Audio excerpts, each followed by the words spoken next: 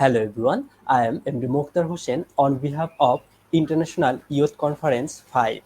Welcome you all to our second day of International Youth Conference. Today is very special moment for us because the youth will share their community climate action with us. Let's introduce me. At first, I am MD Mokhtar Hussain. I am from Bangladesh.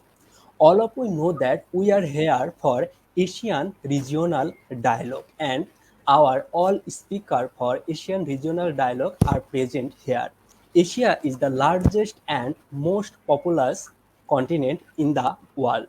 There are six sub-regions of Asia: South Asia, East Asia, Southeast Asia, West Asia, Central Asia, and North Asia. Most of the countries in Asia below developing or underdeveloping. In that case, we need more empowerment of youth. Average temperature in Southeast Asia have region like Vietnam, Myanmar, Philippines, Thailand are among more than 10 countries most affected by climate change from last 20 years. So in that case, we need come forward of the youth to take action on climate change. Okay, let's introduce our first speaker of Regional Dialogue of Asia. I am welcoming our first speaker, Sadia Khalid from Pakistan. Assalamu alaikum. Greeting everyone, and first of all, thank you for inviting me on this platform and interacting with all the climate activists all around the world. I'm the founder of the Climate Education Warrior, and it is basically the initiative to advocate the cause of climate change and how and involve the young people. I'm the founder of the Climate Education Warrior, and it is basically the initiative to advocate the cause of climate change and how and involve the young people to tackle it, and also train the young students, teachers in the educational institution, because education is undoubtedly the most powerful tool to change anything or to change our common behaviors. I'm working on climate change and environmental protection from last 3 years, and my expertise in the SDG are SDG 4, 13, and SDG 15, and SDG 13 is about the climate action.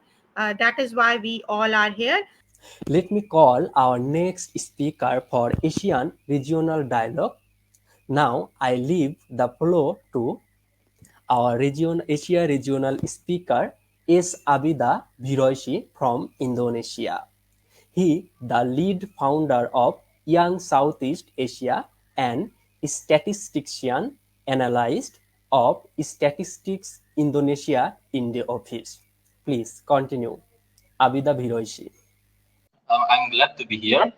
My name is S. Abida Bidawasiri. I'm from Indonesia. You can call me Abi, and I'm the lead founder of Young Southeast Asia, or YANGSI, and statistician analyst of Statistics in Indonesia in the office, East Nusa Tenggara.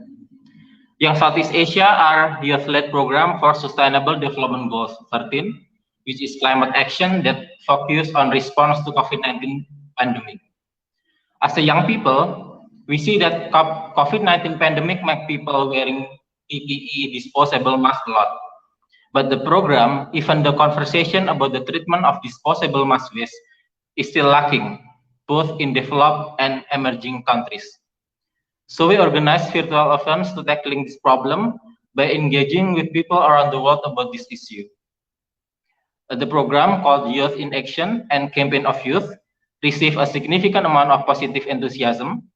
Since the program started, we are able to conduct 5 virtual events and reach about 1,774 people from active countries of 6 continents.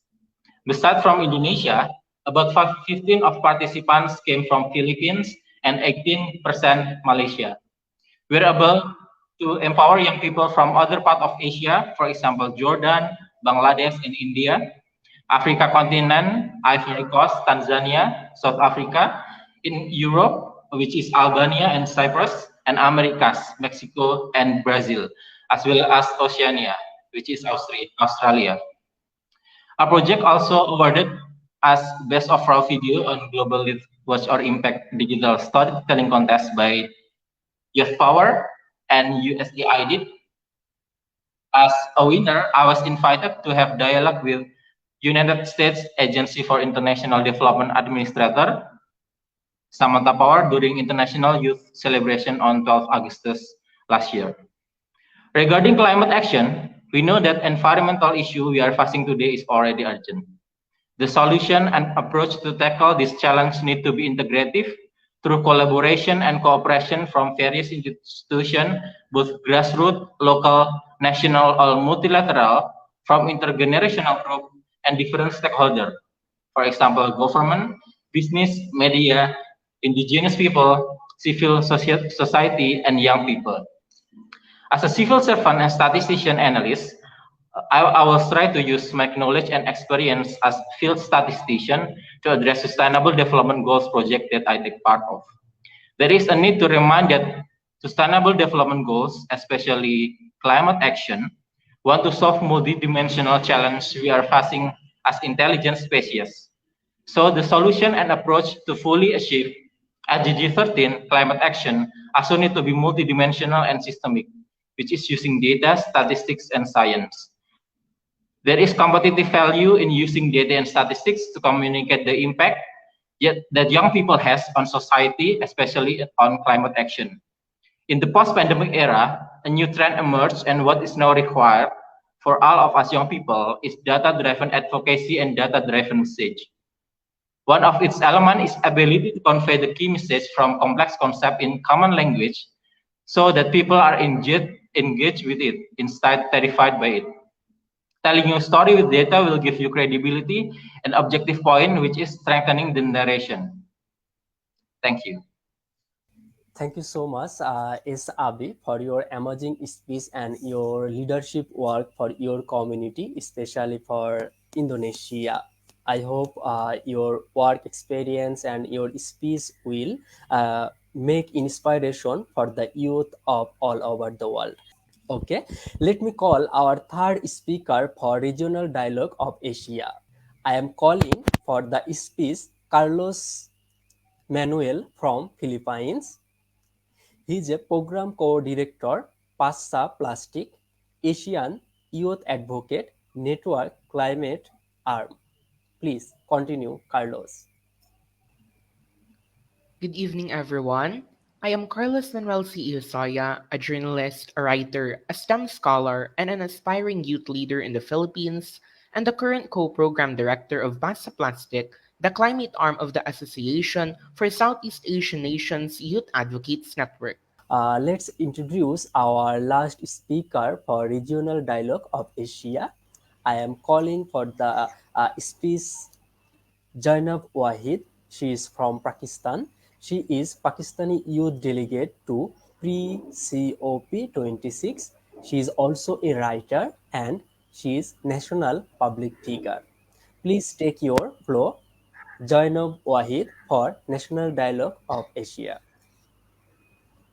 Thank you. Thank you very much, Mr. Mukhtar. Thank you. And being here is an absolute honor for me, looking at all of you, being with all of the audience members that are here with us, and listening to Mr. Abida, Ms. Saida, Ms. Sadia, and Mr. Carlos.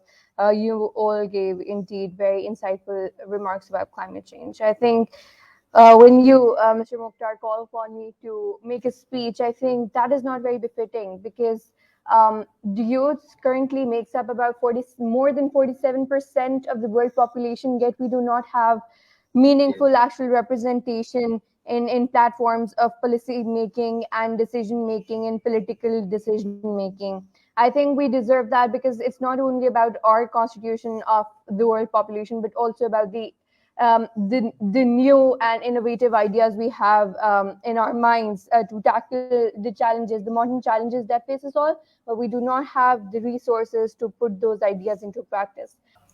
Okay, thank you, Johnny Wahid, for your amazing speech. And really, you are a sense maker, and you are the inspiration for all over the youths. We are very happy to get you with us for International Youth Conference Regional Dialogue of Asia. And thank you so much for all of you for your inspiration speech.